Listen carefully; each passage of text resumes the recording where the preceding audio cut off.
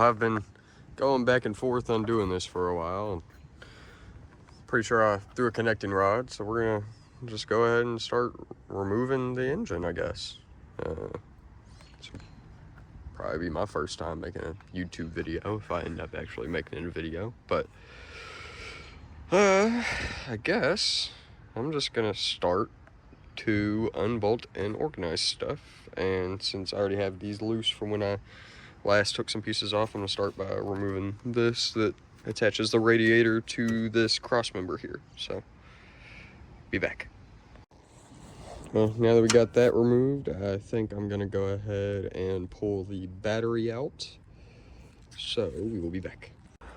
Alright, so we went ahead and got the battery out of there. Next, I guess I will work on removing the battery tray. Oh, I forgot to say, this is my 2008 Chrysler Aspen with the 4.7 liter V8. So, it looks like I've got these two bolts, and then I think I remember there being something else that holds that in, but I could be wrong, so go ahead and remove those two. Yeah, just like I thought. I knew it was either something else holding it in there, like down right below it, or it's because of this air box. So I'm gonna go ahead and pull the hose off and get this out of here. Oh, and I forgot to mention, in case it helps anybody, these bolts right here for the battery trays were 13 millimeter, or for the battery tray were 13 millimeters.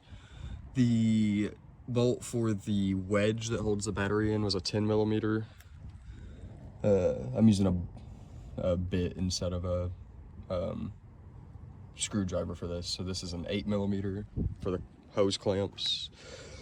I had already removed this like cover a while ago. I think it's just a bunch of clips. I broke them all. I'm just gonna replace them. I don't remember the size of these bolts. I'm gonna guess 13. Majority of them under here are 13s, 10s, and 8s. So that was just those two bolts. And then it has like a little piece that fits down into the battery tray itself.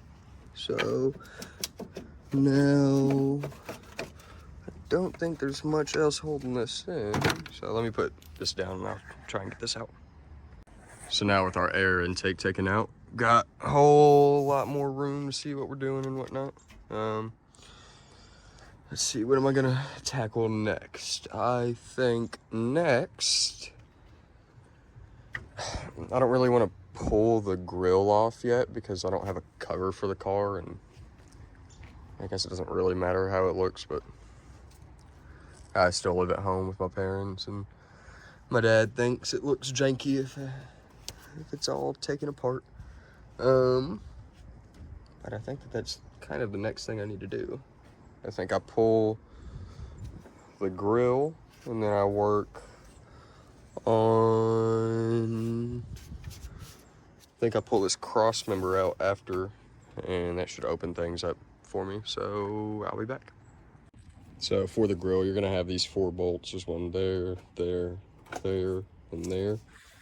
And then you can pull it down like so. And if you reach down into here, you've got these clips right here. You just pinch them on the sides and they push right through. And there is 4 of those clips. So, one more. And then that just comes off like so. So now that that's out of the way, where does that even go? Does that clip into that?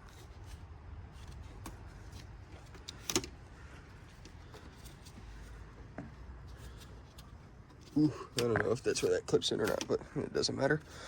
Oh yeah, it definitely clips into that. Okay, so now I guess I'm gonna, to remove this, I'm gonna end up needing to remove the hood.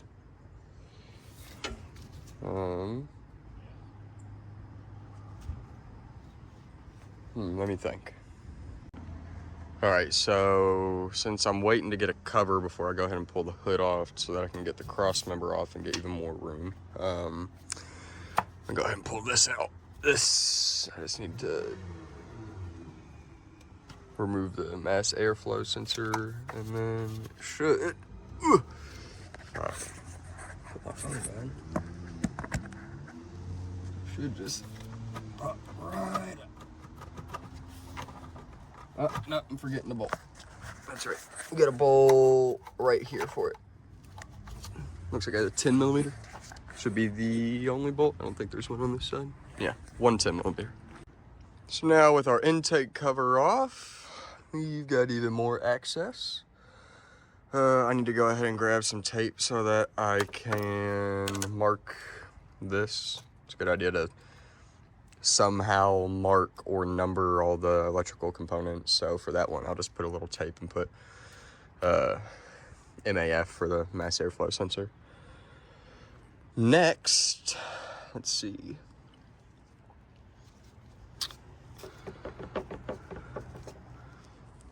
Next, let me think of what I'm gonna remove next while I go get some tape. All right, so next, just to get it out of my way, I'm gonna go ahead and remove the horn. And for this, you just got some safety tabs. It happens. At least it didn't break. And then it should. Oh, there you go. Yeah, come out just like that. Not supposed to have that whole thing pull off.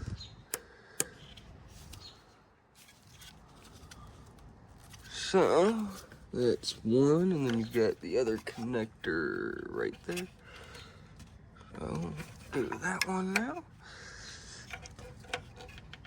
And you've got one bolt, which looks like a 13 millimeter for the bracket. Well, if I'm removing my hood, I'm gonna have to pull all this power washer stuff out, which it's broken on both of them anyway, so that needs to be done either way. Let's go ahead and get that done. So, went ahead and removed the hood, and wow, I feel like I can really see into this thing now. So next, I am going to remove this cross member right here, which, okay, that's just the hood latch. I need to see how I disconnect that. But after I figure out how I get that disconnected, we'll be good to go. So now with our hood latch just out of the way, I've got it just hanging there for right now. And I know I'm using chrome tips with the impact. I don't have a full set of bits yet. But now I'm going to zip out what I believe, I don't know if I need to take that one out or not, but it'll be at least 2 bolts that I can see. So go ahead and do that. So you do have to take these bolts out. You've got 2 of them right here, and then they have 15 millimeter nuts on the back of them. So I apparently don't have a 15 millimeter wrench, so I've just got the adjustable wrench set up on it, and I should be able to get that out no problem. Well, it's dark out now, but I went ahead and took that cross member out. I was having trouble because the bolts that go in right here through the cross member, there's a nut on the back, and for some reason I couldn't get a wrench on it, so I ended up actually kind of rounding them out. So I took a file, I filed 2 size down, and then I was able to get them out with a 14, and then I reshaped them into a 13 millimeter whenever I go to reinstall it. So now that we have that out, that's obviously all that I'm going to do for tonight. I'll have to get back to it after work tomorrow. I can, I guess tomorrow, go ahead and drain all of the coolant and oil and whatnot. And then I can work on pulling out the radiator, and I believe this is an oil cooler. I believe that's what that is. So yeah, fun. I'm gonna cover the car for the night and get back at it tomorrow. See you then. So it's the next day now, and I figured I'd just go ahead and start draining fluids. So got down in here and loosened up that petcock. It's a 10 millimeter hex key. You just loosen it up right there, and then it'll start drain it out for you. Open up this the radiator. Open up the radiator cap, and it'll flow a lot easier. So wait for that to drain, and then we'll see what else I do. It's pretty cold out today, and I kind of want to play some iRacing, so I might just drain this, and then I think I'll drain the oil as well while I'm out here, and then oil, and then maybe my transmission fluid as well. I might just go ahead and drain all the fluids, and then see what's what after that. So yeah. Well, I just got done draining the oil. Wasn't just oil though. Shouldn't look like that. Had about 4 quarts of coolant come out before I ever even got to the oil, and overfilled my drain pan, so I'm making a mess over here. I'll have to clean that up with some kitty litter and whatnot. So let me transfer all of this over to here until I am able to actually drain this pan, which it looks like I can go ahead and drain it. So I'm gonna get to that. Be back. So I pulled up the manual online. I don't think I'm actually gonna have to end up draining the transmission fluid, but I'm gonna go ahead and remove the upper and the lower heater hose down there. So be back. All right, so I've got those disconnected. Spilled a little extra coolant, it's whatever. So now I'm gonna go ahead and take off this upper fan shroud. I know there's this bolt right here. It looks like I may have a bolt right there. And then probably it looks like a bolt right there. So I'll be back. And I think they're 13 millimeters. Here, I can check that real quick. Yeah, they're 13s. So it was actually just that one 13 millimeter bolt that holds the shroud in. So then I moved that up, and I think I need to disconnect my, I believe those are my oil cooler lines down there. I think that's what it is. So I'm gonna go ahead and get down here and disconnect those. Garage is pretty messy, but went ahead and got the radiator pulled out. Went ahead and got the shroud taken out as well. Let's go take a look real quick, and I'll show you what I ended up doing. In hindsight, I didn't need to disconnect the transmission cooler lines because I could have just disconnected that cooler from the radiator. But went ahead and disconnected those. I was going to disconnect this, but looks like I don't need to because it's also another separate cooler. So I'll probably get those hose clamps put back in place, and this is what we're working with now. So next order of business, which I'm not going to do today, will be pulling the bumper off just so I'm not leaning over as much, and then I can go ahead and work on getting that fan pulled off. Then I can pull the serpentine belt, and then I can start working on the accessories, and from there I'll start working on the fuel rails and wire harness. So yeah, now let me go show you those bolts. So this is how it sits in the car, like this, obviously. This is the one that connects the shroud to the radiator, but the ones that I had to disconnect were these 10 millimeter bolts here and these 10 millimeter bolts here. That way I could get the radiator off of these brackets, and then it just came right out. Beyond that, there's that 13 millimeter, and then there is that 13 millimeter. Those are the ones that hold in the cooler for the power steering fluid. So you remove those, that disconnects the one that was loose over there, and then you can go ahead and pull it all out. So yeah, had I disconnected these right here, this is the cooler for the transmission fluid. I could have just left that intact, but it is what it is. It's probably going to end up needing to get pulled regardless so that I can fit the new engine in. So yeah, that's where we're at so far today, and we'll get back at it tomorrow.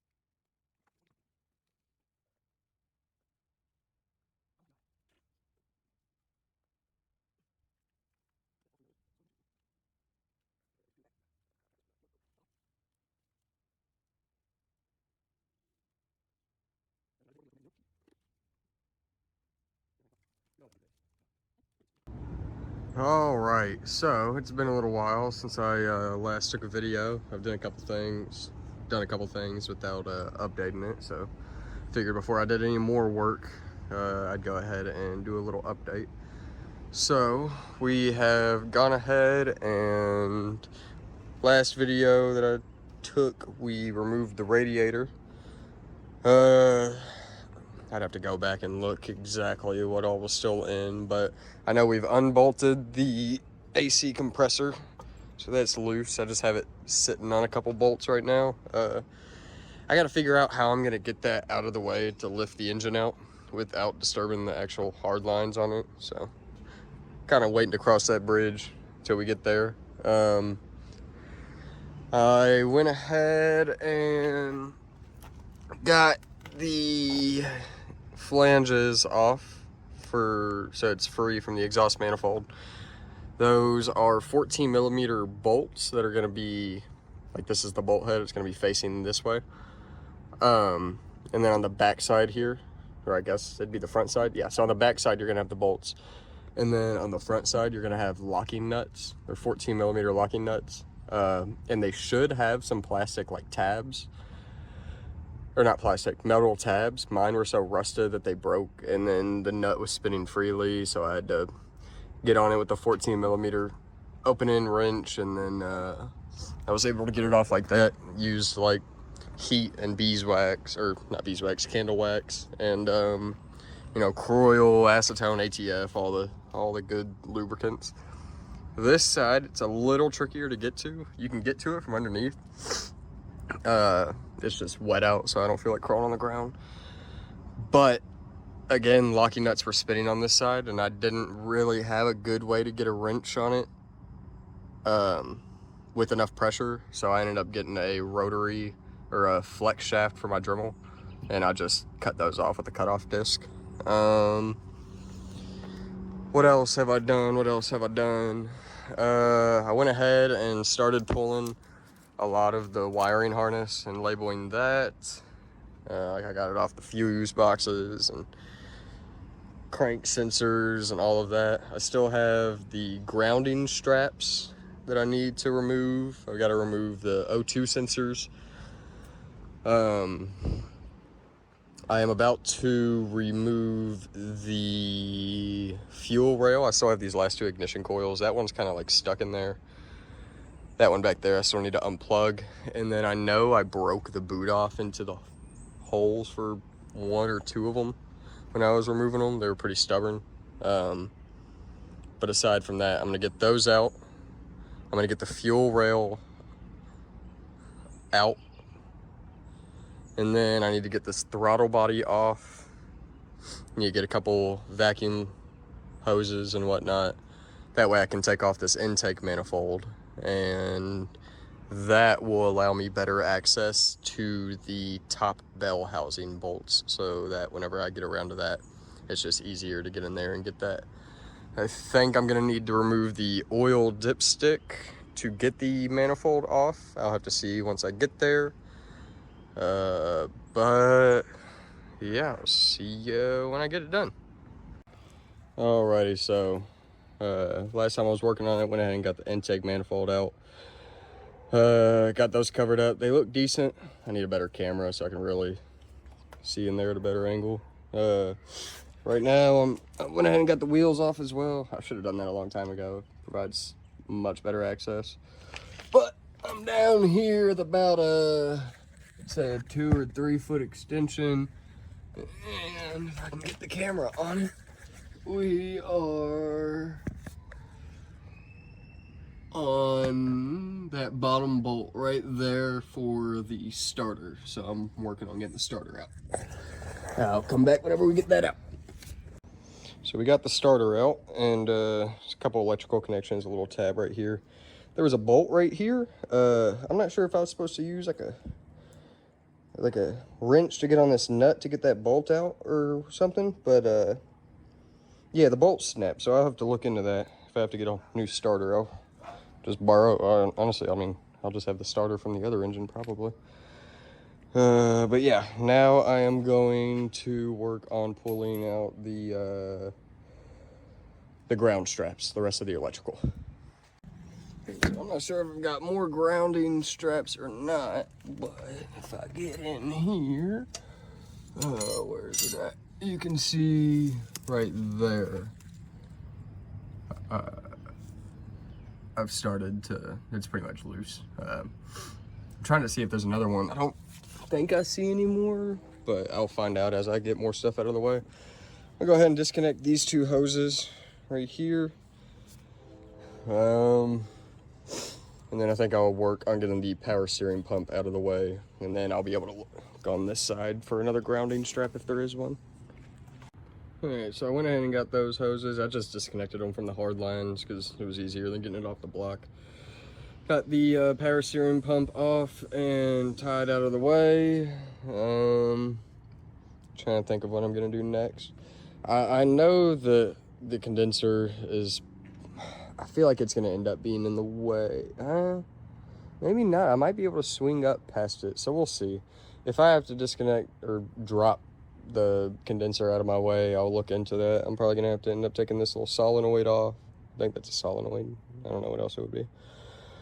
And see how much flex there is in the hard lines, and then maybe I'd finally be able to get the compressor low enough. I think that might end up being the move.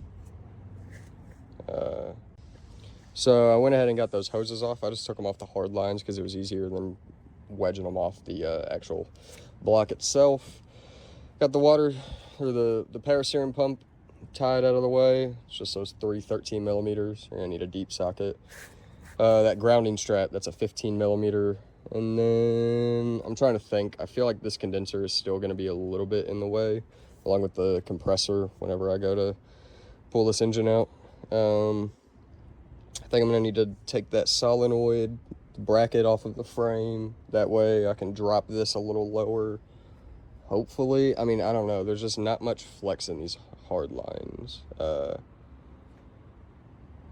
So I don't know what kind of wiggle room I'll have. Hopefully enough. We'll see. But yeah, I'm trying to think of what I'm going to do next. It's getting dark out, so I might call it there for the night, but let me see. Alright, so went ahead and got the axle isolator bracket out last night. It's going to be 6 18 millimeter bolts, and they are going to be going from your front diff right here into your block. You've got one there, and then where was the other? The other one is like, where is it at? It's like, it's right there, if you can barely see it. I had to come up from down below for it. Can't really get a camera on it, but it's behind this manifold. You got another bolt back there. Right now, we are working on the structural cover. So these are going to be 15 millimeter bolts. You got 2 on the bottom, and then on either side, if I can get a camera on it, you're going to have 2 that are coming from the bottom up, and then there's also one right here, and it's going this way. And that's the same on the other side. So I just have those 2 left, and then we can go ahead and try and wiggle this cover out. And then I'm gonna work on these bell housing bolts after that. So yeah. All right, so clearly I skipped a couple parts of the video. Engine is out, but everything else we had to do. So we went ahead and got in here and unbolted all of the bell housing. A couple of them were 14 millimeters, and those were the ones that were the ground straps. It was also 14 millimeter on these 2 top bolts up here. The bottom ones that go from the block to the trans itself, those were the 16 millimeter bolts. So after we got the bell housing unbolted, we went ahead and on both sides, you can get a better view over here. we went ahead and unbolted these motor mounts. Dropping papers everywhere. So those single 18 millimeter through bolts, we removed those.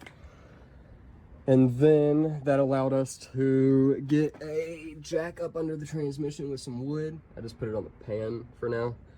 And we also hooked up the crane to the engine. Ended up smashing the valve cover, lifting it out, but I didn't really see any other decent way to hook it up. So this is an M12 by, let me see, I've got them right here, trying to remember the thread profile.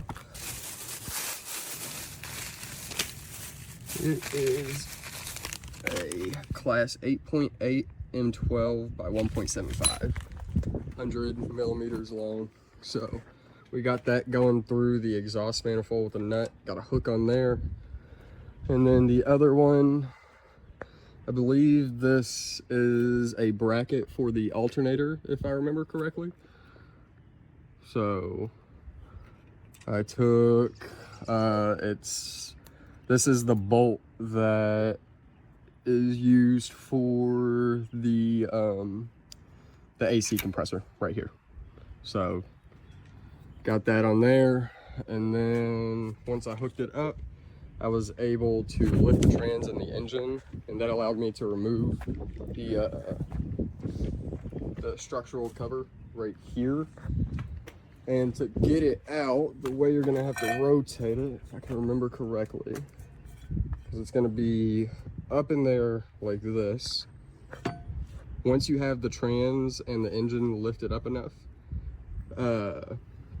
you're just gonna like drop this down and then rotate it towards the front of the car, and you should be able to squeeze it past those transmission lines up against the frame of the car and out through the top. Well, I didn't do it through the top, I did it through the wheel well, but that is what worked for me on that. And then once I had that done, I was able to go ahead and have my wife turn the crank while I unbolted the torque converter, those 4 bolts in there. Those were, can't remember, I think they were 14 millimeter or something like that. Then after that, we were able to unbolt the back 2 ground straps. Got one right here and one right here. Then we unbolted the, I was gonna try and take this entire plate off, but there wasn't clearance. So I took this 18 millimeter motor mount out. It's these, they sit here like that. And then once I got that out, we were able to slowly just lift it on out. And if I didn't mention also, to get that structural cover out, you're gonna have to drop your rack and pinion, because the lines that run on it get in the way. And then one more final thing that I noticed right after we got it out is, if you look right in there, you got 2 bolts that hold this. This motor mount is connected to, if I can find it with my hand. This motor mount is connected to your front axle. So depending on how you plan on getting it out, you might have to take those out. I might just put a jack stand under it to support the front diff for now. So I'm gonna get a jack stand under the transmission now, and then I'll get a jack stand under the front diff, get this on an engine stand, and begin the tear down. So maybe I'll make that a part 2. But yeah, thanks for watching. This was something, I'll tell you that. For my first engine that I pulled, it was something.